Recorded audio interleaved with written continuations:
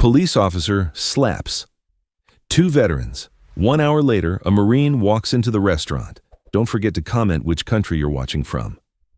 It all began in a small roadside diner where two African-American veterans, James and Walter, sat at their usual table sipping coffee, just as they had done every week for years. They wore their military caps with pride, remembering the days when they had served their country with honor. But that morning, something changed. A local police officer walked in, his eyes filled with disdain as he headed straight toward their table. For no apparent reason, he demanded to see their IDs. James, calm but firm, replied, "Officer, we're just having coffee. We're Marine Corps veterans." The answer didn't sit well with him. The officer smirked, glancing around as if looking for approval. "Veterans, huh? Black heroes don't exist." The diner grew uncomfortably silent. Some customers lowered their eyes while others watched quietly. James tried to remain composed, but Walter's fists clenched under the table. The officer stepped closer and shoved James lightly on the shoulder. "Show me proof you're not a fraud." With effort, James pulled out his old, wrinkled military ID. The officer sneered, then tossed it to the floor. The silence was suffocating. Then, without warning, the officer raised his hand and slapped James across the face. James barely stayed on his feet.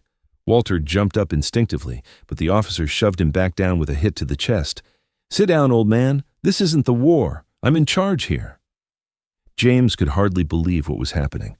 Not the slap itself, but the cowardly silence surrounding him. After all they had given for their country, was this what they had become? The diner's manager nervously approached. "Officer, please, we don't want any trouble." But the cop waved her off. Trouble? These two are the trouble. Pretending to be patriots when they probably can't even spell their own names. Something broke inside James. It wasn't the slap. It wasn't even the humiliation. It was the pain of seeing decades of service reduced to nothing by one man's prejudice. Walter's chest heaved as he fought back tears.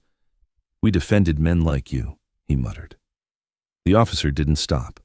He grabbed James's coffee mug and smashed it onto the floor. "Get out of here before I arrest you for contempt." James looked at him with a mix of dignity and sorrow. Walter stood to help him.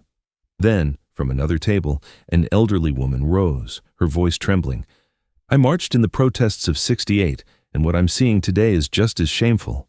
The cop snapped, "Sit down, crazy old lady." James and Walter stumbled toward the exit. No one helped. Some customers stared out the window, others whispered, some held up their phones. But no one recorded. The silence was louder than any scream. At the door, the officer barked again. "And don't come back! This place isn't for you." Walter stopped, turned his head, and said, "This country wasn't for us either, but we still gave our lives for it." At that very moment, the front door swung open. A tall man in full Marine dress uniform stepped inside. His presence commanded instant respect. Every head turned. The officer didn't recognize him right away, but his life was about to change forever. It was Captain Andrew Collins, a decorated active-duty Marine who had served in the Corps' toughest missions. His stance radiated discipline, but his eyes burned with controlled fury. His boots echoed across the diner as he walked straight toward the officer. "Step back immediately," he ordered. The cop laughed nervously. "What's this? You giving me orders in your little parade outfit?" Collins didn't flinch. He pulled out his military ID, held it firmly in the officer's face, and said, "You just assaulted two war veterans. From now on, anything you say can and will be used against you, officer." Whispers filled the diner. Customers who had been silent now pulled out their phones to record. The officer, blinded by arrogance, shoved Collins with his shoulder. "I'm the law here. You're just an actor with fake medals." Collins didn't move an inch. His voice cut like steel. "This uniform was earned while watching my men die in Iraq. Meanwhile, you were probably hiding behind a desk with a rusty pistol." The words hit harder than any slap. The officer faltered, his pride pierced. James, from the doorway, could hardly believe someone was finally standing up to the man who had humiliated them. And then, it happened. Walter collapsed. The weight of stress, shame, and age overwhelmed him. James screamed his name and fell beside him. Some customers rushed to help, but Collins was faster. He knelt by Walter, cradling his head, giving calm instructions and calling for an ambulance. The officer stepped back, rattled. "This wasn't my fault," he muttered, but no one listened. Collins stood, his voice now laced with disgust.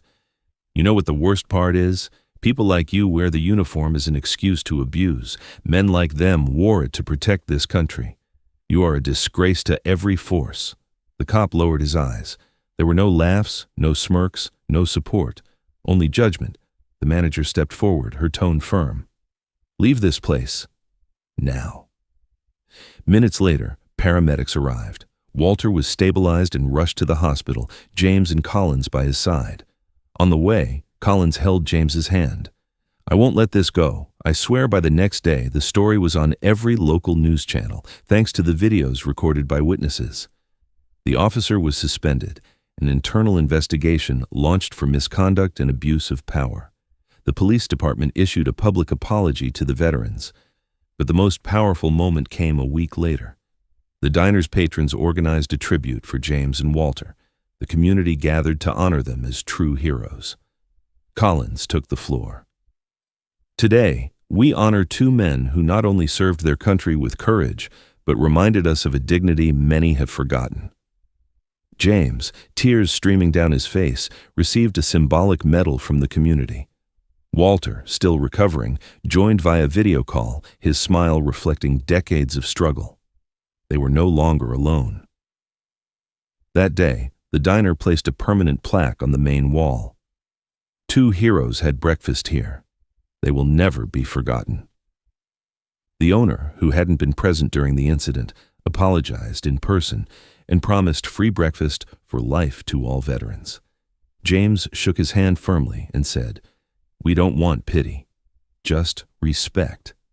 That's all we ever asked for." The diner erupted in applause, because sometimes the most powerful truth hides behind a single sentence.